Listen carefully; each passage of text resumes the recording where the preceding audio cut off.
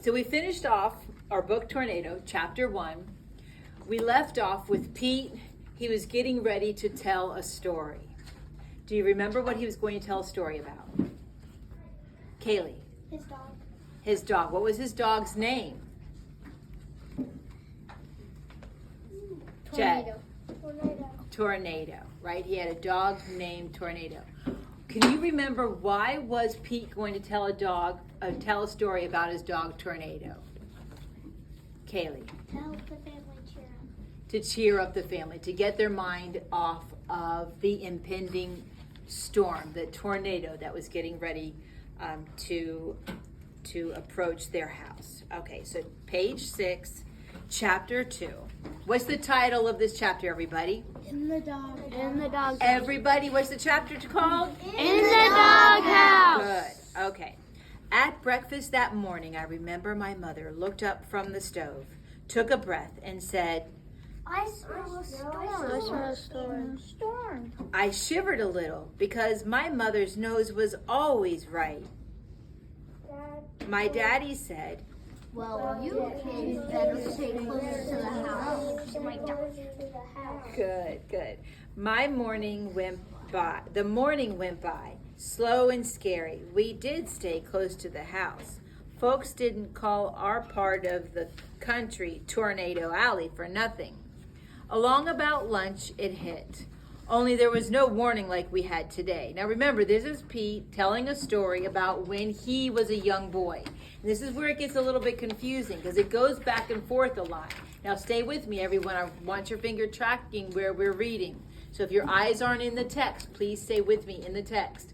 So this is Pete. He's in the cellar, but he's reflecting upon when he was a little boy. So he's telling the story about when he was young and he was experiencing the tornado. He's telling a story in a story.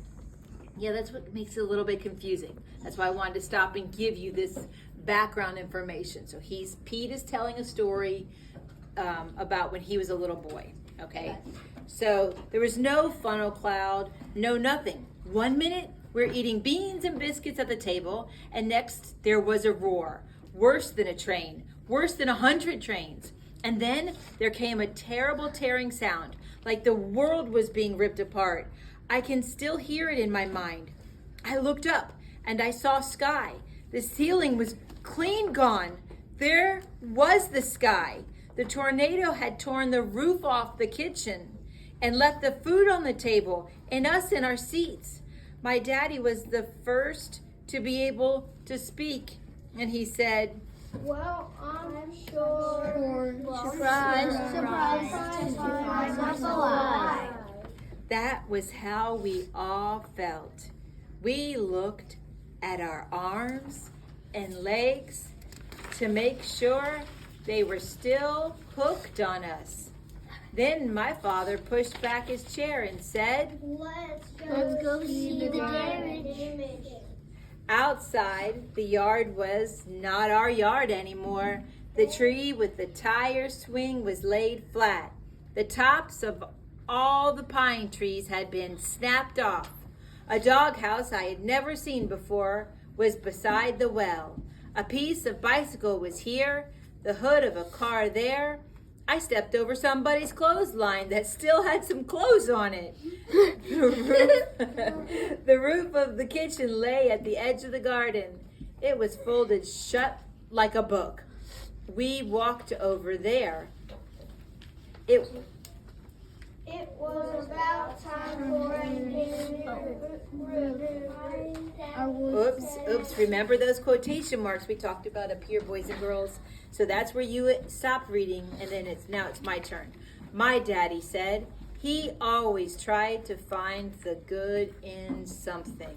I like how most of you are following along. I need everyone, girls over here, follow along in the book, please. Find a book that you can, I know we don't have enough books for everyone, but find one you can follow along the text, please. I was just walking around, looking at other people's things, when I heard a rattling noise. I kept listening and looking. And finally, I realized the sound was coming from that doghouse. I went over to it. The doghouse was trembling. You could see it.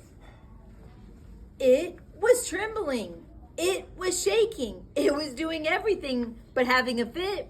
I looked inside, and there was a big black dog.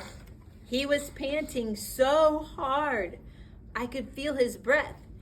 He was shaking so hard, the doghouse was in danger of losing its boards. Daddy, there's a dog in here. My daddy came over. Look, Daddy, it's a big black dog. My daddy leaned down and took a look. Well, you can come on a stretch over towards the dog. Well, let's try it again. Well, you can come on out now, he told the dog. The storm's over And you're among friends. The dog just kept shaking. Maybe I can pull them out. I said, Don't put your hand in there. Your hand is there. my mother said, Yes. all that day, all that night, all the next day, that dog shook. I brought him water, but he wouldn't drink. I brought him food, but he wouldn't eat. Then, that night, my mother leaned out the kitchen door and yelled, Supper! Supper! as she usually did. The dog heard that, and the dog heard her and stuck his head out of the doghouse. He must have been familiar with the word. He came out, stood there, looked around for a moment, and then gave one final shake as if he were shaking off the past. Then he came over and joined us at the back door. I said, Daddy, can we keep him, please? If we don't find the owner, can we call him Tornado until we find the owner? okay, pause for a minute, pause. And then now it's the mother talking. We'll have to ask around, my mother reminded me. And then he says, I know. no, and then now it's my turn, narrator's turn, because there's no what around the words. There's no, Parentheses. ooh, what do we call these? Location. Good. My daddy bent down. Okay, you guys? Let's see what kind of shake. My daddy put out his hand. Tornado put out his paw. They shook like two men striking a bargain. Then we all went in to supper. So do you think Tornado has any manners? Yeah. Excuse me, how do we know he has manners? Tornado shook his hand. It's like, hey, he has some manners. Like say I love you. Is that the way they say that I love you? I think dogs have a lot of ways of communicating they love us, don't they? Okay, Georgia, thank you. So is that a good